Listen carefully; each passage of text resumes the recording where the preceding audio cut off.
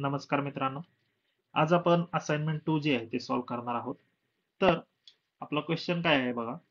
तर data set जो आहे तो दिलेला आहे crash.csv नावाचा, जिथं ऍक्सिडेंट सर्व्हायव्हल चा जो हा डेटा सेट आहे USA hosted data dot government या वेबसाईट वरून हा डेटा सेट जो आहे तो घेतलेला आहे. तर यामध्ये डिपेंडंट व्हेरिएबल जो आहे तो आहे survive as an 1 for survive and 0 for not survive. म्हणजे जे पॅसेंजर आहे जर वाचलेले असतील तर त्यांच्यासाठी 1 आहे आणि जर डेथ झाली असेल तर ती 0 अशी आहे. तर आपण या प्रॉब्लेमला सॉल्व्ह करण्याचा प्रयत्न करूया. तर पहिल्यांदा इम्पॉर्टंट स्टेप जी आहे ती मी ऑलरेडी सांगितलेली आहे. आपल्याला पॅकेजेस जे आहेत ते इम्पोर्ट करावे लागतात. Import packages. पहिला जो पॅकेज आहे import pandas as pd, then import numpy as np, import matplotlib dot pyplot as plt. हे पॅकेजेस जे आहेत ते आता आपण इम्पोर्ट केलेले आहेत. त्याचबरोबर आपल्याला scikit-learn नावाचं पॅकेज सुद्धा इथे लागणार आहे. From sklearn dot linear model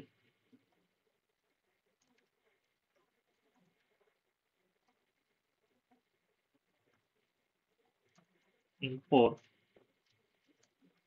logistic regression, then from sklearn dot metrics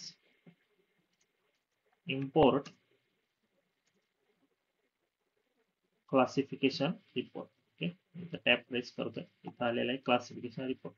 तर इथं तुम्ही पाहू शकता की आपण या प्रॉब्लेमसाठी लॉजिस्टिक रिग्रेशन जे आहे ते यूज करणार आहोत. बेसिकली लॉजिस्टिक रिग्रेशन हे कधी यूज केलं जातं की ज्यावेळी तुमचा डिपेंडंट व्हेरिएबल हा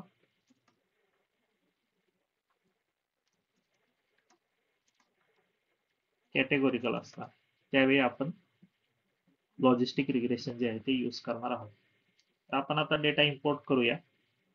तर त्यासाठी पॅकेज यूज करणार आहोत pandas नावाचं.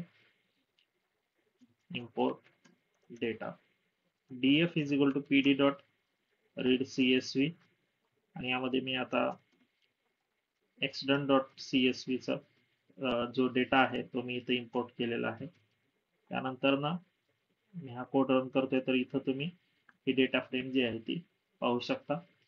कॉलम्स इथं आलेले आहेत आणि रो वाईज डेटा जो आहे तो इथं शो झालेला आहे. बेसिकली 200 रोज आहेत आणि 6 कॉलम्स आपल्या या डेटा सेट मध्ये आहे. हा जो आहे सर्वाइव्ह तो आपला डिपेंडंट व्हेरिएबल आहे. ओके, त्यानंतर ना df डॉट हेडने तुम्ही पहिले फक्त 2 रोज पाहू शकता. त्याचप्रमाणे df डॉट टेल जर केलं तर तुम्ही लास्टचे जे काही रोज असतात ते पाहू शकता. df डॉट इन्फो नावाची एक महत्वाची कमांड जी आहे ती सुद्धा आपल्याला खूप इन्फॉर्मेशन देते. जसं की तुम्ही इथं पाहू शकता की आपल्याकडं नंबर ऑफ रोज जे होत्या त्या 200 होत्या आणि इथं नॉन नल काउंट जो आहे तो इथं दिलेला आहे.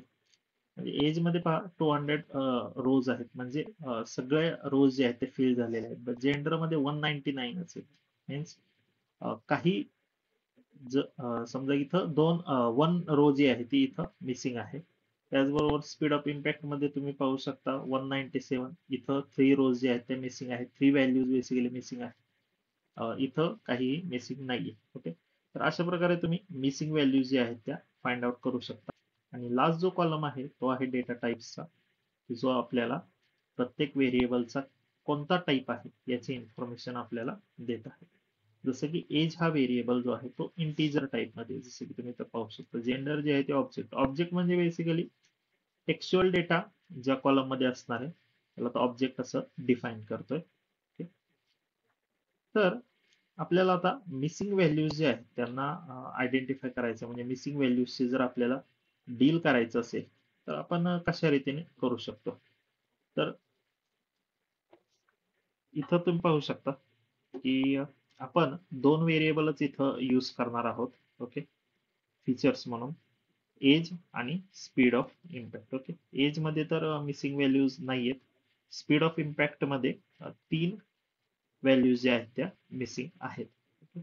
तर हँडलिंग दी मिसिंग व्हॅल्यूज, हँडलिंग दी मिसिंग व्हॅल्यूज, डीएफ कोणता कॉलम, तर स्पीड ऑफ इम्पॅक्ट नावाचा कॉलम जो आहे तो फिल करायचा आहे. डॉट फिल एन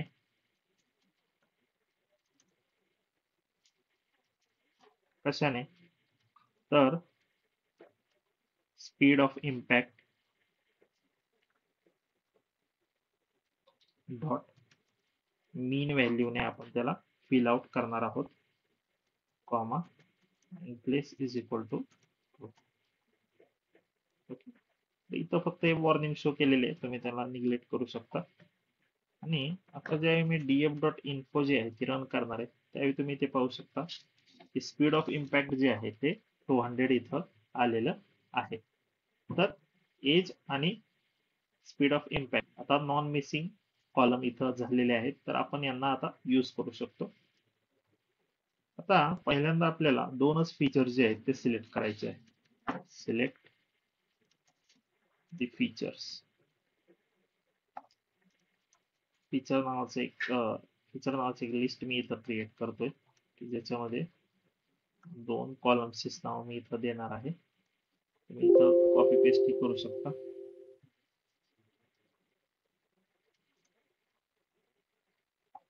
त्यानंतर ना टार्गेट म्हणून मी सर्वाइव्ह इथं दिलेलं आहे. आता आपण व्हेरिएबल जे आहेत ते बेसिकली इथं लिस्ट फॉर्मॅट मध्ये आपण इथं दिलेले आहे फीचर मध्ये, आणि टार्गेट मध्ये आपण आपला जो डिपेंडंट व्हेरिएबल जो आहे तो इथं डिफाईन केलेला आहे. ठीक आहे, यानंतर ना X is equal to DF. DF मध्ये आपण काय करणार आहे, फक्त फीचर जे आहेत ते देणार आहोत. आणि त्यानंतर ना वाय व्हेरिएबल मध्ये आपण काय करणार आहोत, जो की माझा टार्गेट आहे तो मी इथं डिफाईन करणार आहे. इथं रन करून पाहिल्यानंतर तुम्हाला समजेल की बघा एक्स मध्ये फक्त एज आणि स्पीड ऑफ इम्पॅक्ट जे आहे ते व्हेरिएबल्स आलेले आहेत, आणि वाय ज्यावेळी मी रन करेल त्यावेळी तुम्ही इथे पाहू शकता की जो आपला लास्टचा जो कॉलम होता सर्वाइव्ह, तो कॉलम इथं आलेला आहे. आता मी या डेटाला split the data train in train and test मध्ये आता मी स्प्लिट करणार आहे. त्यासाठी आपलं पॅकेज कोणतं होतं बघा, आपण इथं इम्पोर्ट केले का पाहूया. त्यासाठी लागणारं पॅकेज कोणतं होतं, फ्रॉम sklearn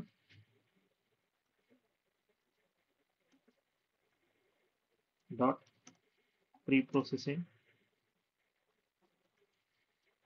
import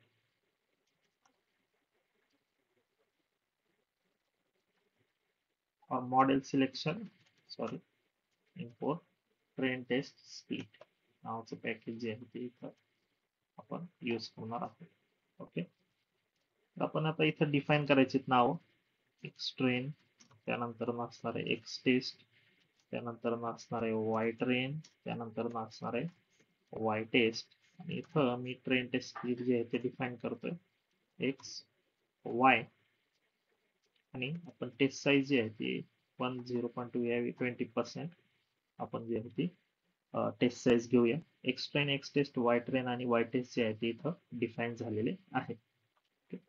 आता आपण मॉडेल बिल्ड करायला सुरुवात करूया. इनिशियलाइज दी लॉजिस्टिक रिग्रेशन मॉडेल.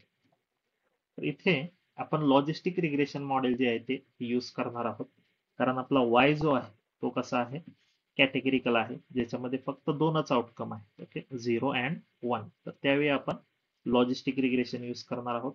किंवा जर डिपेंडंट व्हेरिएबल जर तुमचा कंटिन्युअस असला असता तर तुम्ही इथं लिनियर रिग्रेशन यूज केलं असतं. मॉडेल मी डिफाईन करतोय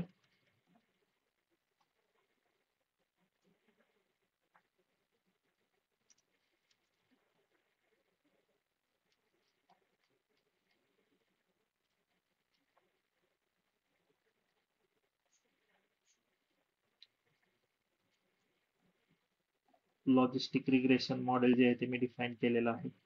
त्यानंतर ना या मॉडेलला मी ट्रेन करतोय fit x train and Y train वरती, आणि त्यानंतर ना आपण इथे प्रेडिक्शन बघणार आहोत मॉडेल डॉट प्रेडिक्ट. त्यामध्ये आपण फक्त इंडिपेंडंट व्हेरिएबल जे आहेत ते देणार आहोत. किंवा आपण यावेळी एक्स टेस्ट साठी पाहूया टेस्ट डेटावरती कशा रीतीने हे वर्क करणार आहे. ओके, आता त्यावेळी मी वाय प्रेडिक्ट करेल, कारण त्यावेळी बघा इथे याने टेस्ट डेटा साठी मॉडेलने काही प्रेडिक्शन्स आपल्याला दिलेले आहेत. 1 means survive and 0 means death झालेली आहे. आता आपण मॉडेलचं इव्हॅल्युएशन करूया.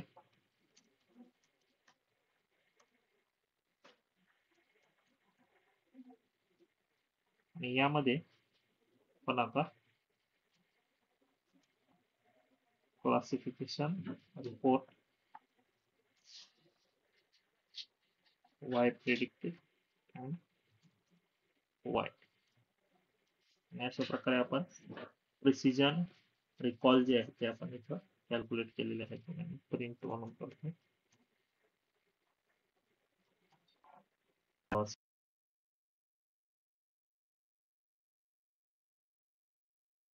62% जे आहे तिथं दिसत आहे. अशा प्रकारे आपण फायनल मॉडेल इव्हॅल्युएशन याचं केलेलं आहे.